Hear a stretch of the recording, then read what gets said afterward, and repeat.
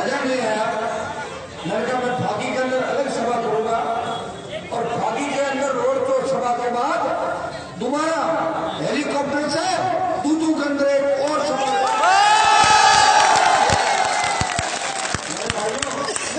मैं धन्यवाद दूंगा राजस्थान के जवानों का, किसानों का और छत्तीस कौम के उन बुजुर्गों जवानों का जिन्होंने हर लड़ाई के अंदर मेरा साथ दिया।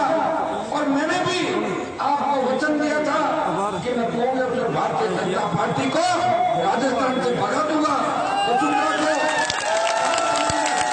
भगा दूंगा और टेलर कारतूस गहलोत और बारी उम्मीदवार पायलट को भी आराम से मैं नींद नहीं लेने दूंगा। आपको दिया था तब कई लोग ये कहते थे कि अरमान जी तो अपनी ताकत दिखा के और लास्ट मूवमेंट में किसी पार्टी के अंदर चले जाएंगे और सौदा कर लेंगे। लेकिन मैंने आपको कहा था मैं वीर तेजाजी महाराज का भक्त हूँ, राम साहब का भक्त हूँ। तेजाजी महाराज ने अपने वचन के खातिर अपने प्राण में तौर कर दिए, गौ माता को बचाया और किसान कौम का नाम इस विश्व के अंदर ऊंचा किया। तो वीर तेजाजी का देखा रखकर वो खेत जोतने के लिए जाता है। सबसे बड़े किसानों का आराध्य देव हनुमान बेनीवाल उस विधानसभा क्षेत्र से आता है जब वीर तेजाजी महाराज का जन्म हुआ था। मैंने कहा मुझे मेरे भाइयों को न्याय दिलाना है, विधायक बन जाएंगे, मंत्री बन जाएंगे, कौन किसको पूछेगा। कई मंत्री आए, कई विधायक चले गए और कई मंत्री जेलों में भी चले गए। जब आपका मंत्री भी गया राजस्थान के किसान जवानों के ये हुंकार भरी और हुंकार की आवश्यकता इसलिए पड़ गई कि 70 साल बीजेपी और कांग्रेस ने मिलकर इस राजस्थान को लूटा। आजादी के 70 साल बाद किसान मंडी के अंदर अपना माल लेके जाता है तो उसकी माल की तुलाई नहीं होती। जिस तरह दूधू और इन तहसीलों के अंदर मूंग का थोड़ा सा कलर खाकी तरह का हो जाता है तो कहते हैं कि मूंग दागदार है।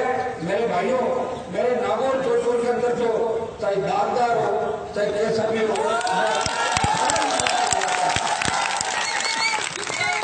और अब मैं दूधू के अंदर आ गया तो मूंग का कोई लफड़ा चलेगा नहीं, चाहे खाकी हो।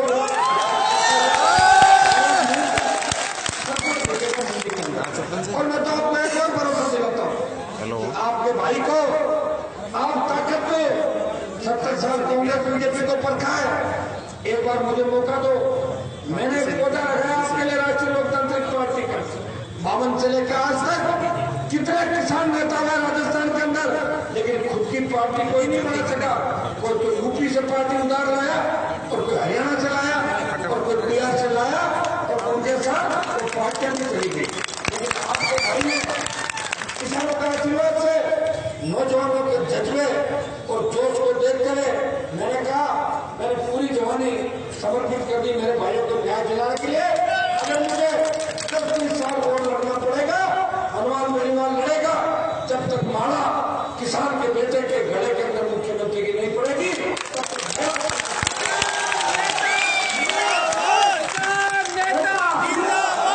मैंने तो यह भी कहा था मैं या तो दूल्हा बनूंगा या भारतीय बनूंगा, दुल्हन नहीं बनूंगा। कहा था मैं तो कहा था कि जयपुर की जब रैली थी और आपने रिकॉर्ड तोड़ दिया, जयपुर की रैली के अंदर लाखों लाख लोग आए और जयपुर के अंदर ऐसा जलजला आया, गांव के अंदर, ढाणियों के अंदर और शहर के अंदर। और जब रैली शांति प्रिय रैली हुई, लोग चले गए, तो मीडिया वाले मुझे पूछ रहे थे कि हनुमान जी वास्तव में जो करामात करिश्मा हो गया कि इतनी तादाद में किसान इकट्ठे हो और किसानों के बेटे जो सबसे ज्यादा धनदार होते हैं और नटखट भी होते हैं कि नहीं होते हैं, और वो बिना कुछ करे चले जाए जयपुर से।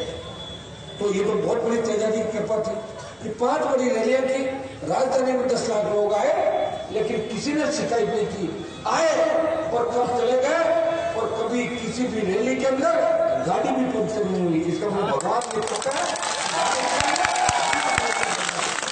और मैंने जो उकार नागौर की धरती से भरी थी, चिंगारी नागौर में उठी थी और ज्वालामुखी जयपुर की धरती पे ज्वालामुखी आ गया था। थी वो शेखावटी में तूफान बन गया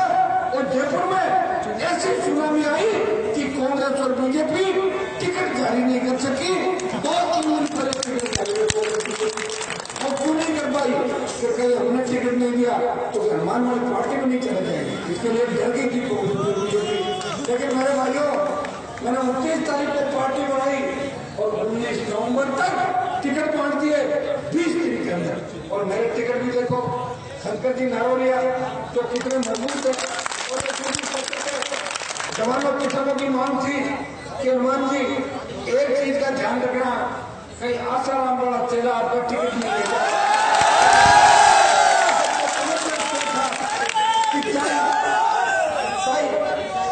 चाहे सीट जीते या हारे, ये मेरी किस्मत और आपकी किस्मत में होगी, लेकिन हनुमान बेनीवाल के घर से कोई यादगार व्यक्ति टिकट तो छोड़ो, पेंसिल में नहीं लगे सकता मेरे घर।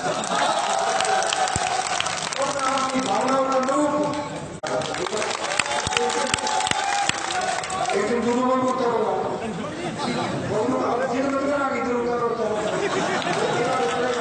क्योंकि 40 जगह अपना उम्मीदवार बड़ी लड़ाई के अंदर 57 जगहों 67 टिकट बांटे थे। खास करके सरकार के अंदर अपनी ज्यादा चलती नहीं हुई, आप जानते हो। कांग्रेस बीजेपी का गठजोड़ मिला, का खेल राजस्थान का, और 3-4 दिनों में कांग्रेस बीजेपी से मिलकर भारत ने कभी नहीं दी। लेकिन भाइयों चिंता मत करो, हनुमान बेनीवाल ने वो हर परिस्थिति देखी राजस्थान के अंदर, जो अगर दूसरे नेताओं पर वो परिस्थिति आ जाए तो आत्महत्या उनको करनी पड़े। लेकिन आपका भाई हर परिस्थिति दूर करे, आपकी पीड़ा को हमेशा दूर करने का प्रयास किया। और मेरी पीड़ा मैंने आपको कभी नहीं बताई, और मुख्यमंत्री से अगर लड़ाई किसी ने लड़ी तो इस किसान के बेटे ने वसुंधरा राजे को अपना नाम को मुकाबले करा, इसलिए हम कुछ नहीं मानते राजस्थान के अंदर। जो वसुंधरा अमित शाह और मोदी को डरा गई, वो हनुमान बेनीवाल के तेजा भक्तों की हुंकार से डर गई और छूट गई राजस्थान। मैंने कहा था, मैंने 3-4 महीना में लेके आया था, ये कांग्रेस में लेकर नहीं थी कि नहीं कर्जा माफ कर दो, 50 साल था कर्जा आपने जो चढ़ाया किसानों को। मैंने कहा था कि किसानों का संपूर्ण कर्जा माफ कराऊंगा, मुफ्त बिजली दिलाऊंगा, क्योंकि राजस्थान बिजली उत्पादन के अंदर उन 5 राज्यों में शुमार है जो सबसे ज्यादा बिजली उत्पादन करते हैं। विंड एनर्जी और सोलर एनर्जी आने के बाद राजस्थान के अंदर वो दिन दूर नहीं, बिजली का उत्पादन भी करेंगे और बिजली निर्यात भी करेंगे, बाहर बिजली दूसरे राज्यों में देंगे। हनुमान तुम संघर्ष करो, हम तुम्हारे साथ हैं। तीसरी बात मैंने कही कि जब रोड टैक्स लेते हो तो टोल टैक्स इस बात का, या तो रोड टैक्स ले लो या टोल टैक्स। वसुंधरा इन टोल को उठा के अपने ससुराल धौलपुर ले जाए तो टेलीफोन आ गए, अरे ये क्या कर रहे हो, हम तो राजस्थान में जो धौलपुर, तो लड़का वसुंधरा टोल को उठा के अपने पियर ग्वालियर ले जा, राजस्थान में टोल के ला सकता है। ये मैंने कहा था। और एक मामला लाया, मजबूत लोकपाल होना चाहिए ताकि मुख्यमंत्री, विधायक और एमपी से लेके कोई मंत्री घपला घोटाला करे उसकी जांच भी हो, मुकदमा दर्ज हो और वो जेल के अंदर जाए। आपने 20 साल के अंदर जैसे बाबूलाल नागर आपसे जेल गए थे, ऐसे 5-7 लोग जेल गए पिछले 5-7 साल के अंदर। लेकिन भ्रष्टाचार में कोई नेता जेल में गया क्या?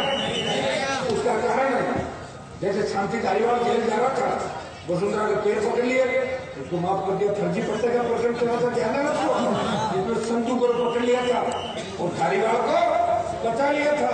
ये मिला जुली का खेल है। वसुंधरा ने भ्रष्टाचार को पैदा किया और अशोक गहलोत को उसको पाल पोछ के बड़ा किया भ्रष्टाचार को। मेरे भाइयों, एक नागनाथ है, दूसरा सांपनाथ है, हमें इनको भगाना है। और ये भागेंगे कैसे? मीडिया वाले पूछ रहे थे आप सरकार कैसे बनाओगे, आपको जो 200 सीटों पर चुनाव नहीं लड़ा, तो मैंने कहा 200 की मैंने बात भी नहीं करी थी। मैंने तो ये कहा था कि गठबंधन अगर होगा तो 200 पे लड़ेंगे।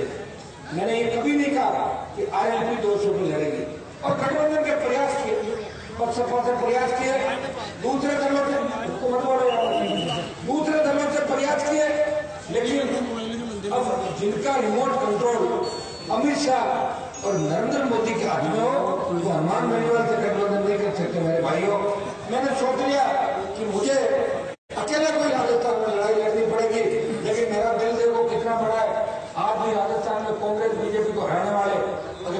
लिए या दूसरे लोग टक्कर के अंदर है, अगर मुझे बुलाएंगे तो उन भाइयों को भी जो मेरे साथ नहीं थे उनके साथ हनुमान बेनीवाल उस इलाके के नेता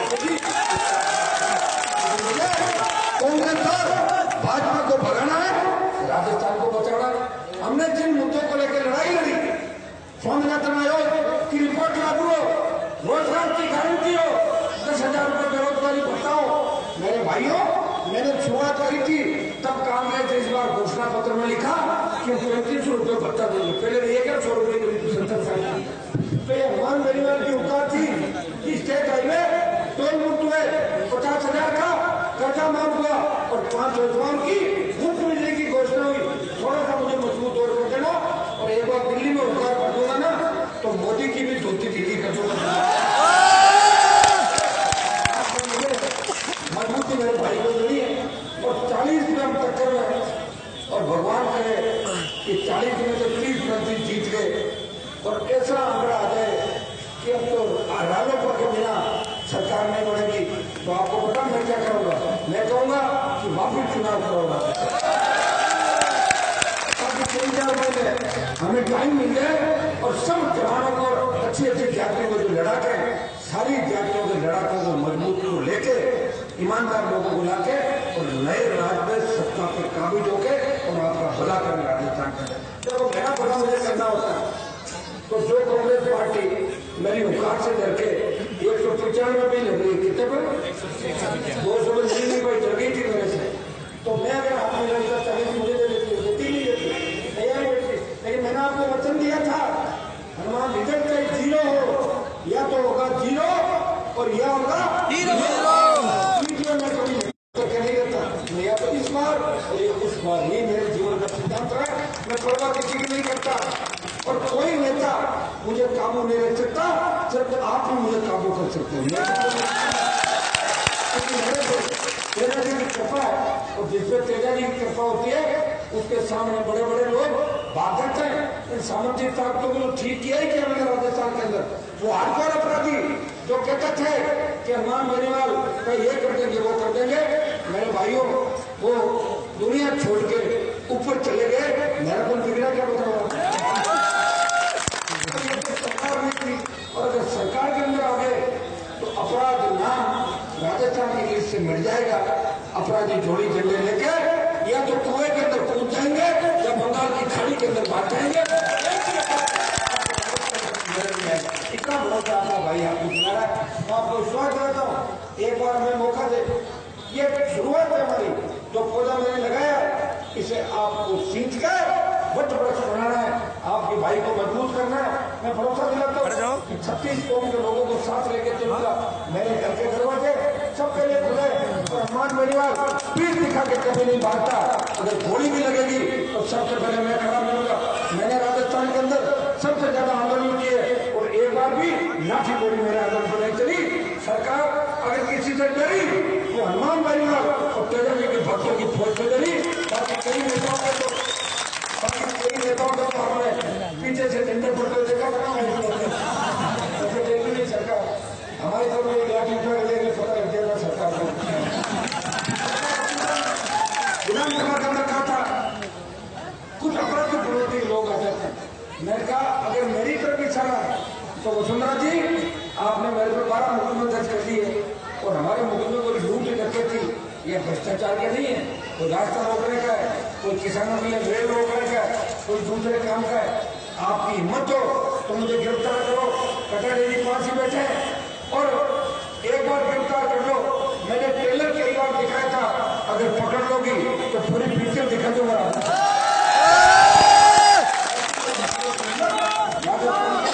हनुमान बेनीवाल के हाथ में अक्षरी डालने की जरूरत नहीं और मुझे अगर रात को नजदीक में बैठ जाऊं मैं 5 मिनट के अंदर वसुंधरा को गिरफ्तार करके सेंट्रल जेल में निकाल